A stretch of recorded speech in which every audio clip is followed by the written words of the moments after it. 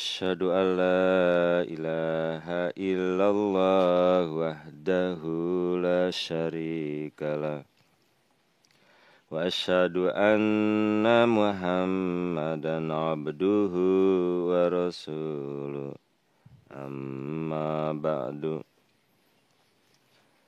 Nahmaduhu wa nusalli ala rasulihil karim wa ala abdihil masihil ma'ud.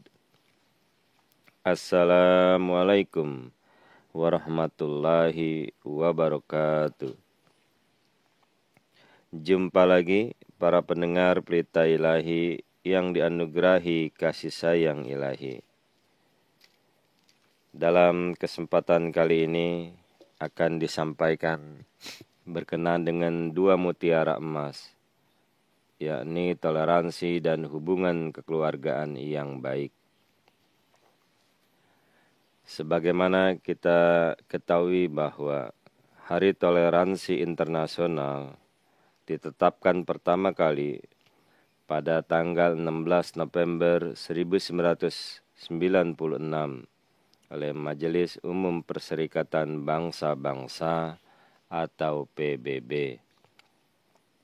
Hari toleransi ini dibuat untuk meningkatkan kesadaran masyarakat global tentang sikap toleran. Agama Islam telah mengajarkan bahwa Allah Subhanahu wa Ta'ala telah berfirman di dalam kitab suci Al-Quran Karim yang artinya, wahai manusia atau hai manusia, bertakwalah kepada Tuhan kamu yang telah menciptakanmu dari satu jiwa dan dari jenisnya. Dia menciptakan pasangannya serta memperkembangbiakan dari keduanya banyak laki-laki dan perempuan. Dan takutlah kepada Allah Ta'ala yang dengan namanya kamu saling meminta satu sama lain. Dan takutlah padanya mengenai hubungan kekerabatan. Sesungguhnya Allah Ta'ala senantiasa mengawasimu. Terdapat di dalam Quran Surah An-Nisa, Surah 4 ayat yang kedua dihitung dengan basmalah. Jadi ayat ini menempatkan perkataan ketakwaan kepada Allah Ta'ala berdampingan dengan perkataan hubungan tali kekerabatan, guna meningkatkan pentingnya perlakuan baik terhadap keluarga. Hal demikian telah begitu dititik beratkan oleh Al-Quran, sehingga Rasulullah Shallallahu Alaihi Wasallam lazim membaca ayat ini pada saat membacakan khutbah nikah, guna mengingatkan kedua belah pihak mempelai kepada kewajiban mereka masing-masing terhadap satu sama lain. Kita juga mengetahui bahwa banyak orang di dunia ini memutuskan ikatan kekerabatan, entah itu melalui permusuhan, perceraian, orang tua yang mengingkari anak-anak mereka, atau sebaliknya anak-anak memutuskan hubungan dengan orang tua mereka, dan lain-lain. Islam mengajarkan toleransi dan pemeliharaan kekeluargaan disamakan dengan dua mutiara emas yang indah, karena keduanya merupakan faktor yang menanamkan empati, pengertian, dan kebersamaan di dalam rumah maupun di luar rumah.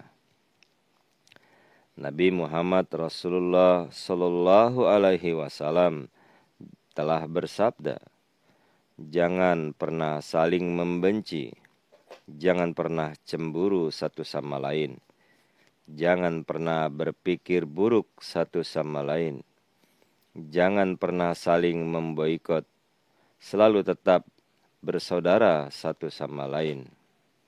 Terdapat di dalam hadis Bukhari. Dalam hadis yang lain, Rasulullah SAW juga telah menyampaikan sebagaimana yang telah diriwayatkan oleh Imam Bukhari dan Imam Muslim suatu ketika bertanya kepada para sahabatnya, "Maukah kalian aku tunjukkan amal yang lebih besar pahalanya dari sholat dan puasa? Yaitu engkau damaikan orang-orang yang bertengkar. Dan barang siapa yang ingin panjang usia dan banyak rejeki, sambungkanlah tali silaturahmi." Para pendengar berita ilahi yang dianugerahi kasih sayang ilahi. Pada tahun 2016, dalam sebuah simposium perdamaian di Calgary, Kanada, Hadrat Khalifatul Masih Al-Khamis, Hadrat Mirza Masroor Ahmad Ayyadahullah Ta'ala bin Nasril Aziz telah menyoroti konsep ini dalam pidato beliau yang berjudul Cara Membangun Perdamaian Dunia. Di awal pidatonya, Hadrat Khalifatul Masih Al-Khamis Ayyadahullah bin Nasril Aziz mengutip prinsip emas perdamaian dunia yang telah disampaikan Al-Quran Karim, yaitu beliau menyampaikan, pertama-tama, saya akan menyebutkan prinsip emas untuk membangun perdamaian yang diabadikan di dalam Al-Quran. Surah An-Nahl, surah 16 ayat 91 dari Al-Quran Karim, di mana Allah Subhanahu wa Ta'ala telah berfirman, sesungguhnya Allah Ta'ala menyuruh berlaku adil dan berbuat kebaikan kepada orang lain, dan memberi seperti kepada kerabat sendiri, dan melarang dari perbuatan keji dan kemungkaran serta pemberontakan. Dia memberimu nasihat supaya kamu mengambil pelajaran. Oleh karena itu, Al-Quran tidak hanya menyeru umat Islam untuk berlaku adil, tetapi juga telah menetapkan standar yang jauh lebih tinggi dalam memperlakukan orang lain, di mana Allah Subhanahu wa Ta'ala telah berfirman, memberi seperti saudara. Dia membutuhkan seorang mukmin untuk menyukai orang lain dan selalu menginginkan yang terbaik untuk mereka.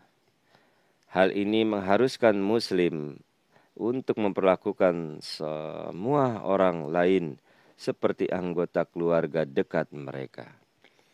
Itu mengharuskan mereka berusaha untuk mencintai orang lain tanpa keinginan untuk imbalan, seperti seorang ibu tanpa pamrih mencintai anaknya. Lebih jauh lagi, Al-Quran Karim tidak mengatakan bahwa seorang muslim harus memperlakukan hanya sesama muslim mereka dengan cara ini. Sebaliknya dikatakan bahwa mereka harus mencintai orang lain, dan ini termasuk dari muslim sendiri maupun non-muslim. Para pendengar pelita ilahi yang dianugerahi kasih sayang ilahi, jelas memberi seperti saudara mengharuskan umat Islam untuk memperlakukan semua orang lain seperti anggota keluarga dekat mereka, dan bahwa kita berkewajiban untuk mencintai orang lain tanpa keinginan untuk imbalan, seperti seorang ibu tanpa pamrih mencintai anaknya. Tetapi bagaimana jika seorang ibu tidak mencintai anaknya dan tidak memberikan dukungan serta perhatian yang mereka butuhkan kepada anaknya? Maka pastilah dia tidak akan dapat memberikan kebaikan apapun kepada dunia. Hadrat Khalifatul Masih Al-Khamis Ayyadahullah bin Nasril Aziz kemudian melanjutkan untuk membahas keadaan negara-negara muslim tertentu hari ini. Pemberontak dan kelompok teroris telah terbentuk, dan itu menunjukkan bahwa orang-orang seperti ini yang merusak kedamaian dunia berasal dari keluarga yang berantakan. Para pendengar pelita ilahi yang dianugerahi kasih sayang ilahi, Hadrat Masih Maud alaihissalam, pendiri Jemaat Ahmadiyah, adalah teladan yang sangat baik dalam toleransi terhadap anggota keluarga. Sikap beliau dengan keluarga sendiri adalah contoh kelembutan yang indah. Mereka yang memiliki kesempatan untuk mengamati hubungan beliau dengan keluarganya menyaksikan fakta bahwa beliau alaihissalam memiliki moral yang paling baik dalam hal ini.